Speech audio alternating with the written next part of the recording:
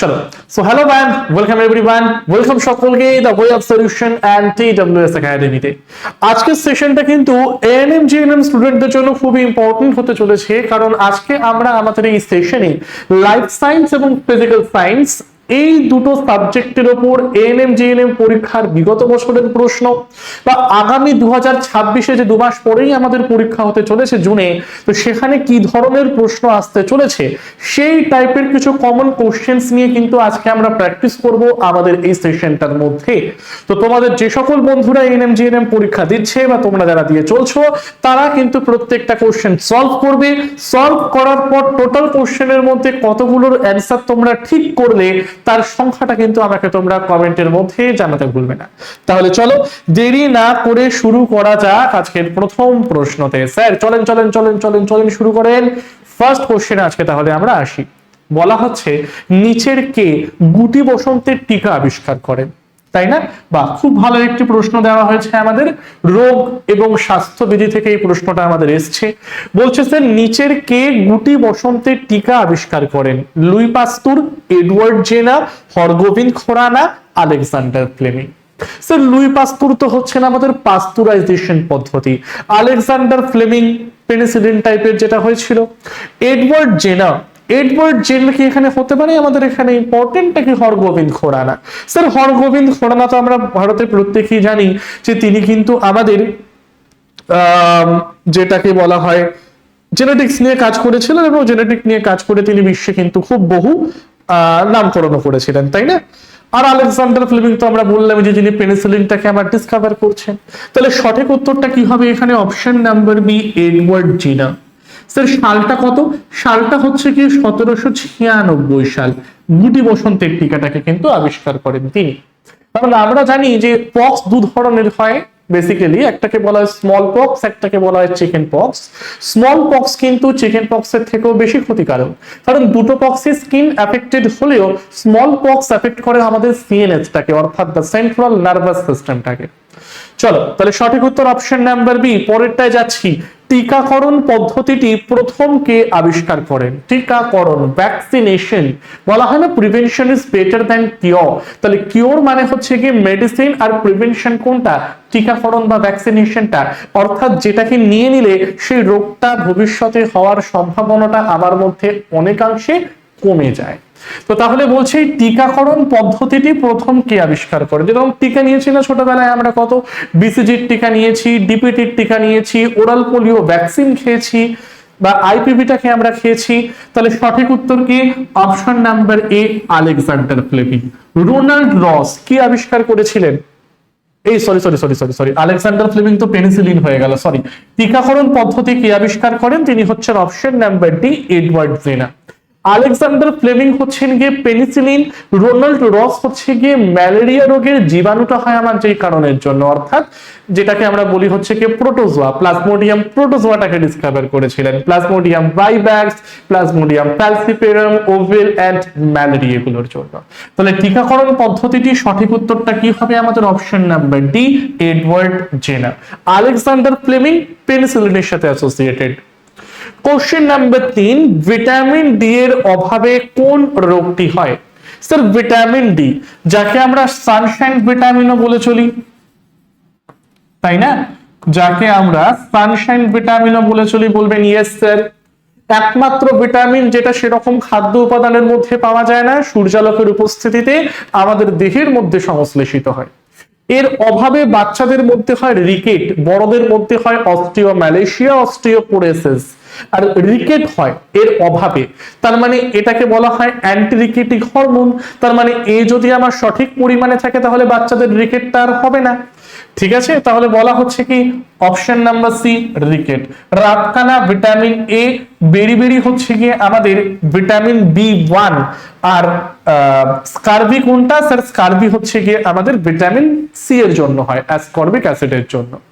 ঠিক আছে, চলো পরেরটায় যাওয়া যাক তাহলে। কোশ্চেন নাম্বার 4, নিচের কোন গ্রন্থিকে মিশ্র গ্রন্থি বলা হয়? বা খুব ভালো একটি প্রশ্ন। মিশ্র গ্রন্থি মানে যেটাকে আমরা ইংলিশে বলি হেটেরোক্রাইন গ্ল্যান্ডস, তাই না? তো তাহলে মিশ্র গ্রন্থির উদাহরণ হচ্ছে গিয়ে আমাদের অগ্নাশয়, অপশন নাম্বার ডি।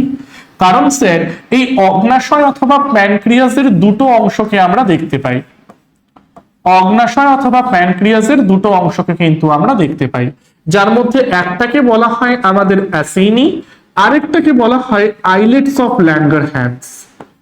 একটাকে বলি আমরা অ্যাসিনি, আরেকটাকে আমরা বলি islets of Langerhans, islets of Langerhans. ঠিক আছে, বলবেন ইয়েস স্যার, ইয়েস স্যার। অ্যাসিনি থেকে বের করা হয় কি এনজাইম বা উৎসেচক, আইলেটস অফ ল্যাঙ্গারহ্যান্স এর বিভিন্ন সেল থেকে বের হয় কি হরমোন গুলো। তাই হরমোন উৎসেচক উভয় যেহেতু বের হয়, যার জন্য এটাকে আমরা বলি মিশ্র গ্রন্থি।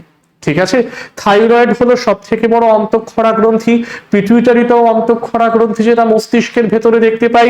অ্যাড্রেনাল হচ্ছে গিয়ে আমাদের দুটো কিডনির ঠিক উপরে ত্রিভুজাকার যে গ্রন্থিটাকে দেখতে পাওয়া যায়, অন্তঃক্ষরা গ্রন্থিটাকে দেখতে পাওয়া যায়, সেটাই হলো অ্যাড্রেনাল। বাট স্যার এটা সঠিক উত্তরটা কি হবে? অপশন নাম্বার ডি অগ্নাশয় হয়ে যাবে আমার রাইট অ্যান্সার। পাঁচেরটা, ফুসফুসকে ঘিরে থাকা পর্দাটির নাম কি? বলো, ফুসফুসকে ঘিরে থাকা পর্দাটির নাম কি? যেরকম হৃৎপিণ্ডের আবরণী হয়, মস্তিষ্কের আবরণীকে আমরা মেনিনজেস বলে চলি, তাই না? হৃৎপিণ্ডের আবরণীকে পেরিকার্ডিয়াম বলা হয়।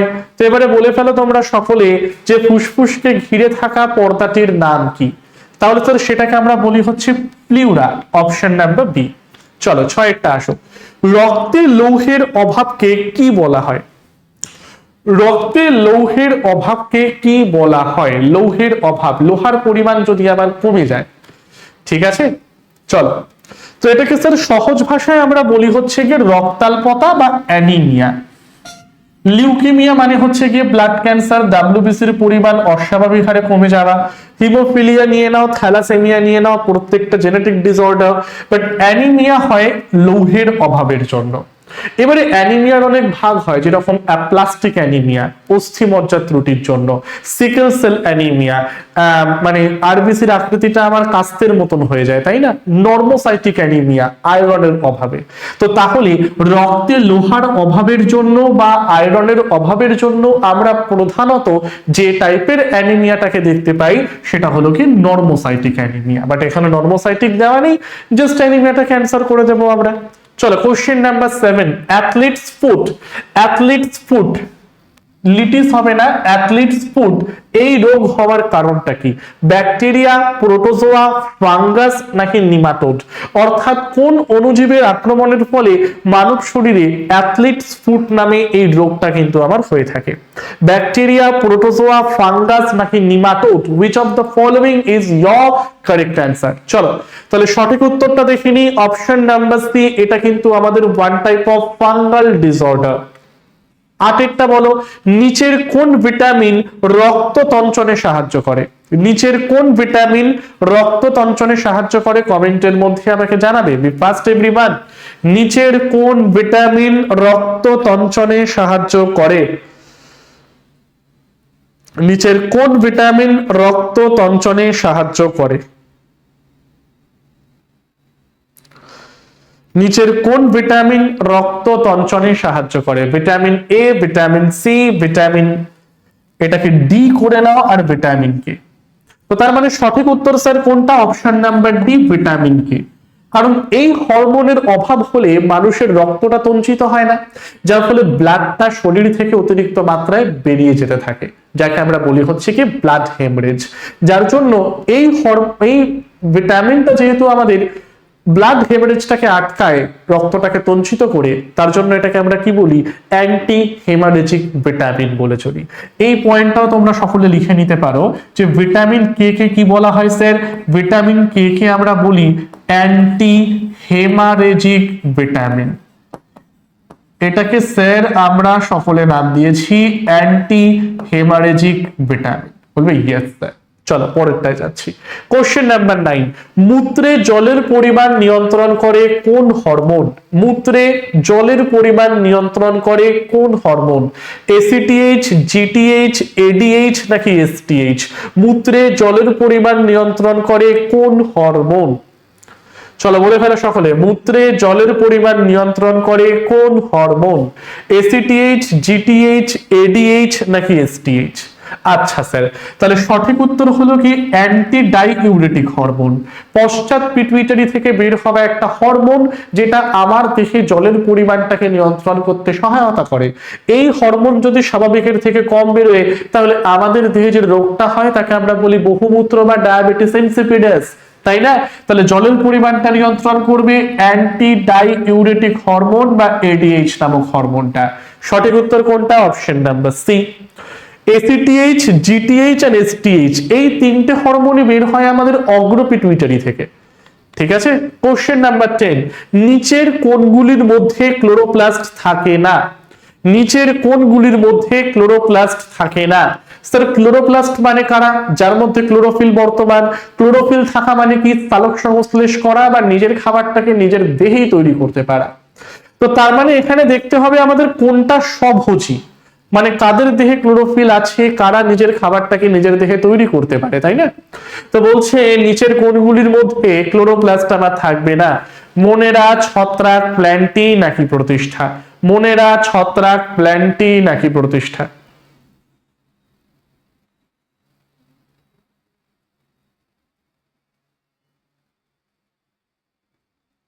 মনেরা, ছত্রাক, প্ল্যান্টি নাকি প্রতিষ্ঠা, কোনটা হবে আমার সঠিক উত্তর বলো?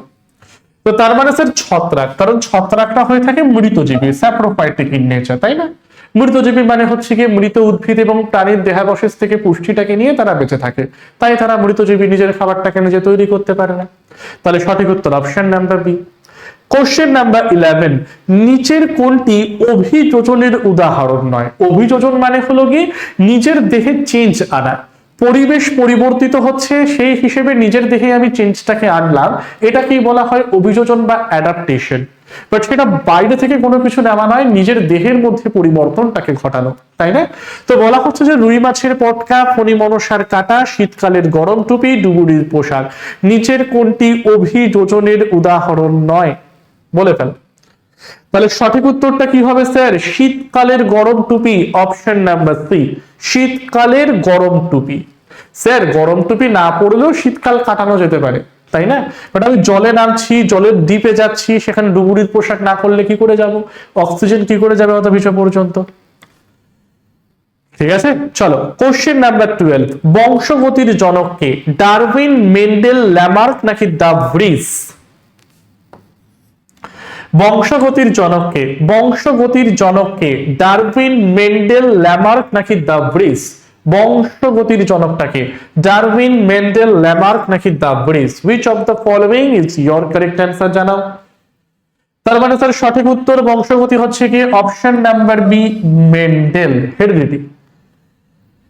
কোশ্চেন নাম্বার 13, নিচের কোনটির মধ্যে বেশি তাপন মূল্য আছে? স্যার তাপন মূল্য মানে হচ্ছে কি ক্যালোরিফিক ভ্যালু, অর্থাৎ আমরা আমাদের দৈনন্দিন জীবনে দেহের বৃদ্ধির জন্য যে খাবারগুলোকে কনজিউম করি তার মধ্যে প্রধান হচ্ছে কি তিনটে: কার্বোহাইড্রেট, প্রোটিন, ফ্যাট। এবার এই কার্বোহাইড্রেট 1 গ্রাম নাও, চাই তুমি প্রোটিন 1 গ্রাম নাও, চাও তুমি ফ্যাট 1 গ্রাম নাও, এই 1 গ্রামকে বর্ন করলে তার থেকে যে পরিমাণ এনার্জিকে আমরা তৈরি হতে দেখতে পাই তাকেই বলা হয় ক্যালোরিফিক ভ্যালু। ঠিক আছে, ফ্যাট মানে প্রোটিন আর কার্বস এর calorific value more or less same, okay 4.8 এর কাছাকাছি, বাট 9.1টা কি হয়ে থাকে? 9.1 হয়ে থাকে ফ্যাট। তাহলে কোনটির তাপন মূল্য সব থেকে বেশি? অপশন নাম্বার ডি, ফ্যাট হবে আমার রাইট অ্যান্সার। 14টা, নিম্নোক্ত যৌগগুলোর মধ্যে কোনটি আয়নীয় যৌগ? স্যার স্যার স্যার ফিজিক্যাল সায়েন্সের একটা মোস্ট ইম্পর্টেন্ট প্রশ্ন দিয়েছে।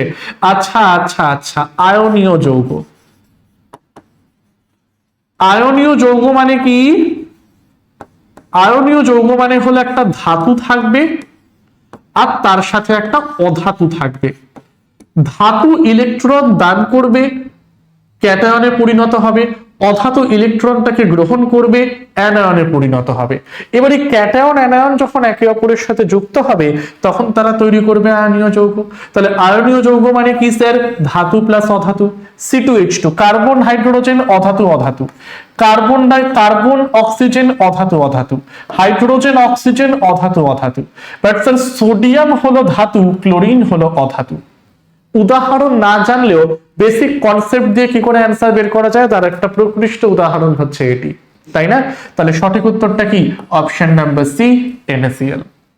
আর বাদ বাকি তুমি যে দেখলে না, সবকটা প্রত্যেকটা হলো অধাতু।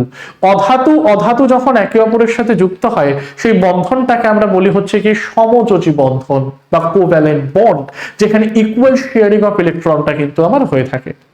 ঠিক আছে, চলো পরেরটায় যাওয়া যাক। বলছে সঠিক উত্তরটি নির্বাচন করো। একটি লাল রঙের একবর্ণী রশ্মি একটি প্রিজমের মধ্যে দিয়ে গেলে অপর দিকে একটি মাত্র লাল রঙের পট্টি পাওয়া যাবে। বেগুনি, নীল, আকাশী, সবুজ, হলুদ, কমলা, লাল এই 7টি রঙের পট্টি পাওয়া যাবে। একটি মাত্র সবুজ রঙের পট্টি পাওয়া যাবে, কোনো আলোর পট্টি পাওয়া যাবে না। পট্টি মানে স্যার এখানে বোঝাচ্ছে আমাকে স্পেকট্রামকে। ঠিক আছে,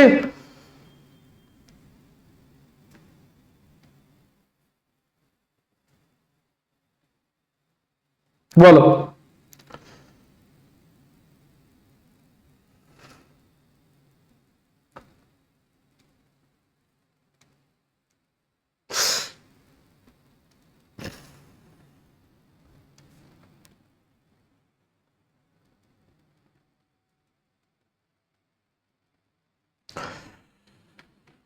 ওকে, সো তার মানে আমাকে যদি একটা প্রিজম দেওয়া হয়, সেই প্রিজমের মধ্যে যদি লাল আলো ফেলি, লাল আলোটা হচ্ছে কি মনোক্রোম্যাটিক কালার। মনোক্রোম্যাটিক কালার বিভিন্ন বর্ণে বিশ্লিষ্ট হয় না, তাই না? মনো মানে সিঙ্গেলই থাকে। প্রিজমের মধ্যে লাল আলো ফেললে অপোজিট দিয়ে যে আলোটা বেরোবে সেটাও লাল আলোই হবে, কারণ এটা হচ্ছে মনোক্রোম্যাটিক লাইটের এক্সাম্পল, তাই না? তো তাহলে একটি মাত্র লাল রঙের পট্টি পাওয়া যাবে, অপশন নাম্বার এ হবে আমাদের কারেক্ট অ্যান্সার। বাট সাদা তো মনোক্রোম্যাটিক নয়। যদি সাদা আলোটাকে আমরা প্রিজমের মধ্যে ফেলি, তখন প্রিজমটা কি করবে? সাদা আলোটাকে আমার 7টা ডিফারেন্ট কালারে ভেঙে দেবে, তাই না? যেটাকে আমরা বলি হচ্ছে কি বেনিয়া সহফলা বা বিপজিও। চলো পরবর্তী প্রশ্নে যাওয়ার আগে প্রত্যেকের জন্য একটা ইম্পর্টেন্ট অ্যানাউন্সমেন্ট আমি করে দিই। অর্থাৎ তোমরা প্রত্যেকেই জানো যে কিছুদিন আগেই আমাদের WBPSC মিসলেনিয়াস কিন্তু অলরেডি বেরিয়ে গিয়েছে। ভোটের পর এক এক করে পিএসসির তরফ থেকে নোটিফিকেশন বেরোবে, WBPর তরফ থেকে নোটিফিকেশন বেরোবে। রেলওয়ে ক্যালেন্ডার তো আমরা জানি কোন দিনে কি বেরোতে চলেছে। এসএসসির তরফ থেকে কিন্তু সিলেকশন পোস্ট অলরেডি আমাদের বেরিয়ে গেছে, গ্রেড মানে স্টেনোগ্রাফার গ্রেড CNTও বেরিয়ে গিয়েছে। তো তোমাদের মধ্যে যারা যারা একদম বেসিক থেকে তোমাদের সরকারি চাকরির প্রিপারেশনটাকে শুরু করতে চাইছো, অথবা হয়তো তোমাদের বেসিক ক্লিয়ার হয়েছে বাট তোমরা বিভিন্ন চাকরির পরীক্ষায় বসছো, তার জন্য কি ভিন্ন ভিন্ন কোর্স কিনবে? না। তো সবকিছুর জন্য একটা মাত্র কোর্স এনেছে আমরা TWS এর তরফ থেকে, কম্বাইন্ড ফাউন্ডেশন 7.0 ব্যাচ। এই ব্যাচের মধ্যে তোমরা কোন কোন চাকরির পরীক্ষার জন্য প্রিপারেশন নিতে পারবে? রাজ্য সরকারি পুলিশ, রাজ্য পিএসসি, রেল এবং এসএসসি। অর্থাৎ এই বোর্ডগুলোর আন্ডারে সারা বছর ধরে ঠিক যতগুলো পরীক্ষা কন্ডাক্ট করানো হয়, সবকিছুর একদম বেসিক থেকে অ্যাডভান্স লেভেল পর্যন্ত থিওরি, লাইভ ক্লাস, সেই লাইভের রেকর্ডেড ভার্সন, এছাড়াও হচ্ছে গিয়ে সেই পার্টিকুলার টপিক ভিত্তিক আমাদের ক্লাস, বিভিন্ন সাবজেক্টের টপিক ভিত্তিক ক্লাস, এবং সেই টপিক থেকে বিগত বছরগুলোতে বিভিন্ন পরীক্ষায় কি কি প্রশ্ন এসেছে বা ভবিষ্যতে আসতে পারে তারও কিন্তু ডিটেইলস নিয়ে আমরা আলোচনা করব এই সেশনটির মধ্যে। ক্লাসেস কিন্তু অলরেডি স্টার্ট হয়ে গিয়েছে। তো তোমাদের মধ্যে যারা যারা এখনো ব্যাচটাকে দেখোনি বা ডেমো দেখোনি, তারা কিন্তু অবশ্যই একবার TWS অ্যাপটাকে ইনস্টল করে ব্যাচটার ডিটেইলসটা সেখানে আরো জেনে নিও। ঠিক আছে, চলো তো পরেরটায় আসছি আমরা। পরবর্তী প্রশ্ন, পূর্ণবয়স্ক ব্যক্তির হৃৎপিণ্ডের ওজন কত? পূর্ণবয়স্ক ব্যক্তির হৃৎপিণ্ডের ওজনটা কত? 350 গ্রাম, 250 গ্রাম, 500 গ্রাম নাকি 750 গ্রাম? পূর্ণবয়স্ক ব্যক্তির হৃৎপিণ্ডের ওজন প্রায় কত? এখানে টেকনিক্যালি হয়তো আমি অ্যান্সারটাকে 250 গ্রাম বললাম, কিন্তু একটা পয়েন্ট মাথায় রাখবে, এগুলো তো এক্সাক্ট ভ্যালু বলা যায় না, তাই ধরতে হয় তোমাকে মানে রেঞ্জ। রেঞ্জ হচ্ছে গিয়ে 250 থেকে 350 গ্রাম। রেঞ্জটা হলো গিয়ে 250 থেকে 350 গ্রাম, ব্যাস এটুকুনি মাথায় রাখো যে পূর্ণবয়স্ক ব্যক্তির হৃৎপিণ্ডের ওজন 250 থেকে 350 গ্রাম। চলো পরেরটায় আসছি। নিম্নোক্ত মৌলগুলোর মধ্যে কোনটি কোনো রাসায়নিক বিক্রিয়ায় অংশগ্রহণ করে না? নিম্নোক্ত মৌলগুলোর মধ্যে কোনটি সহজে কোনো রাসায়নিক বিক্রিয়ায় অংশগ্রহণ করে না? কার্বন, সোডিয়াম, আর্গন নাকি নিকেল? ঠিক আছে, বলো স্যার কোনটা হবে? আচ্ছা, রাসায়নিক বিক্রিয়ায় কারা অংশগ্রহণ করেছে?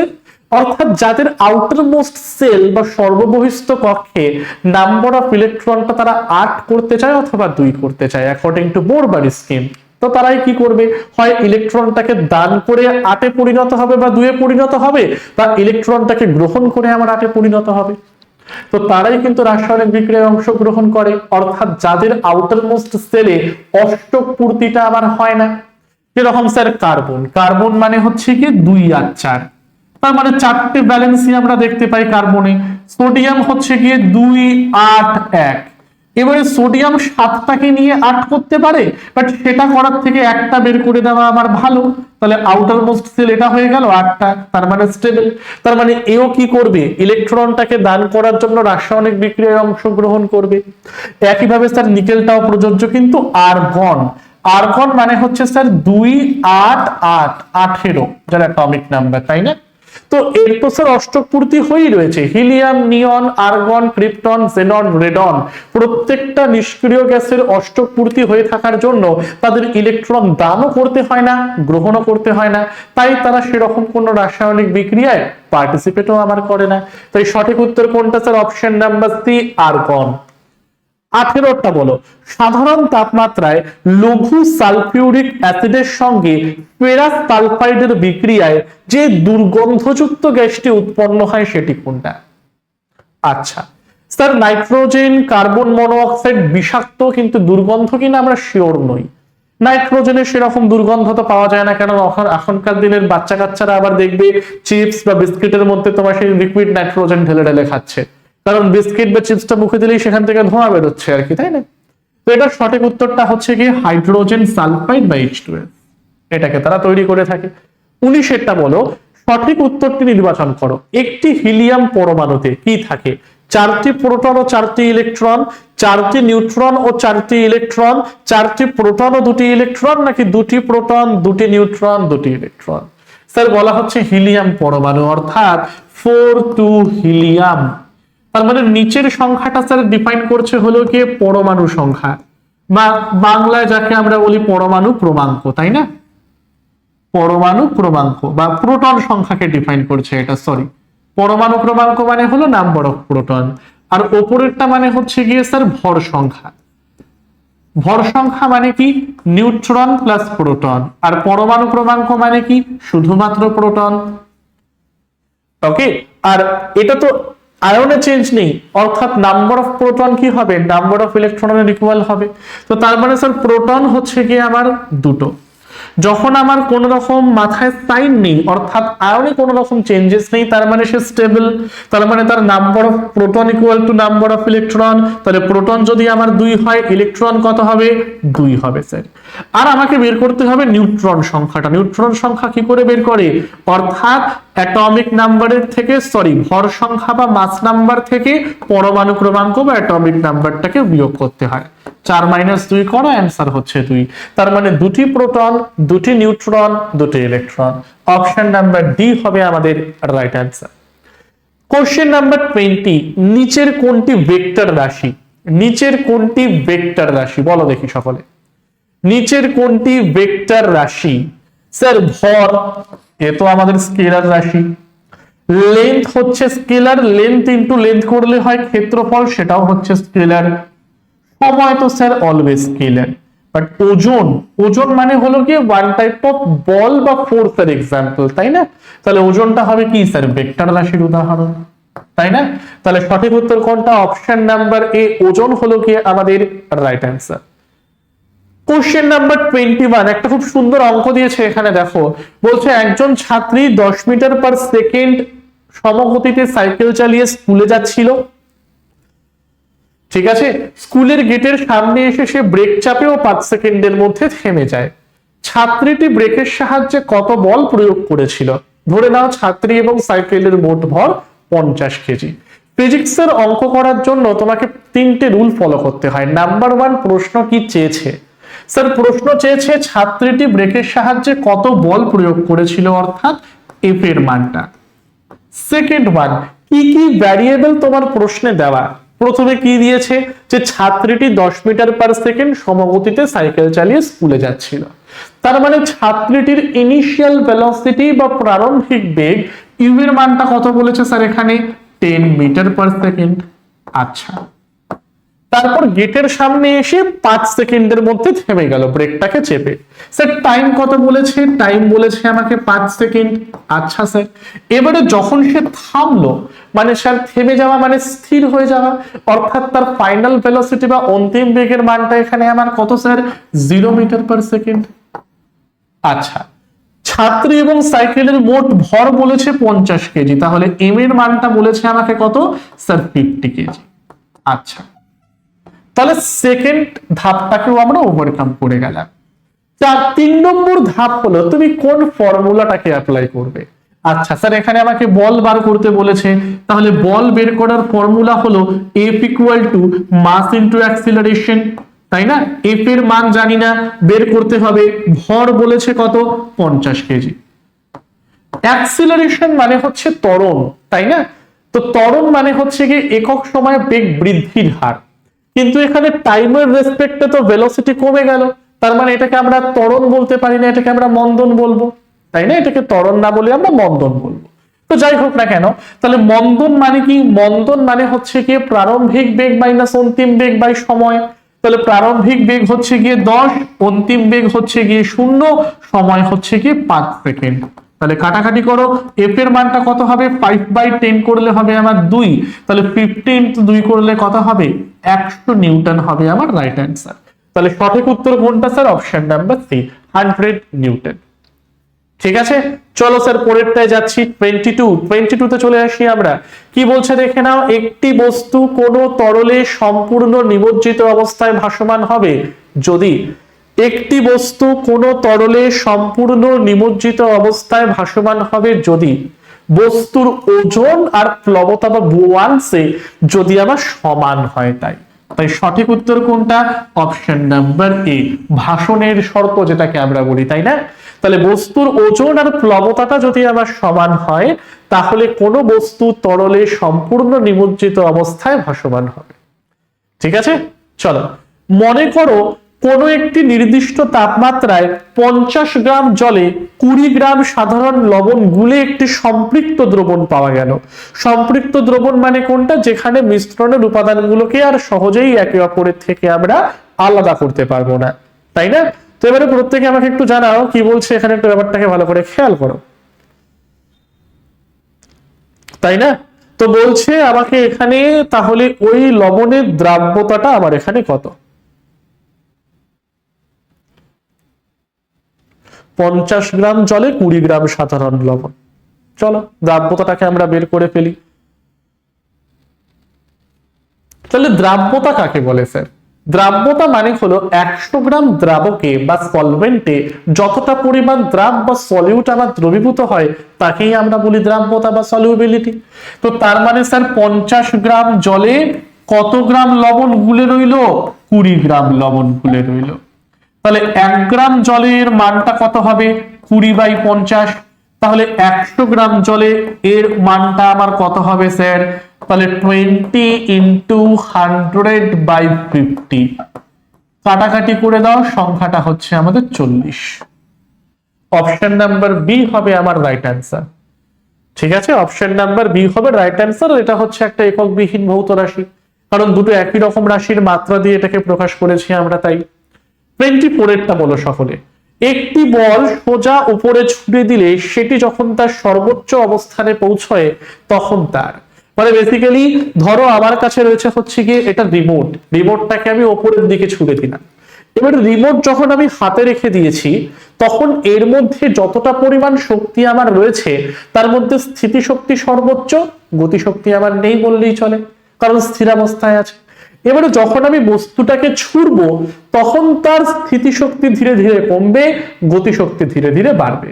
বাড়তে বাড়তে বাড়তে বাড়তে যখন বস্তুটা উপরে গিয়ে উঠবে, ওঠার পর একটা সময় স্থির হয়ে আবার নিচে পড়া শুরু করবে। তো যখন ওপরে গিয়ে বস্তুটা স্থির হলো তখন তার স্থিতিশক্তি সর্বোচ্চ, গতিশক্তি হয়ে যাচ্ছে আমার 0।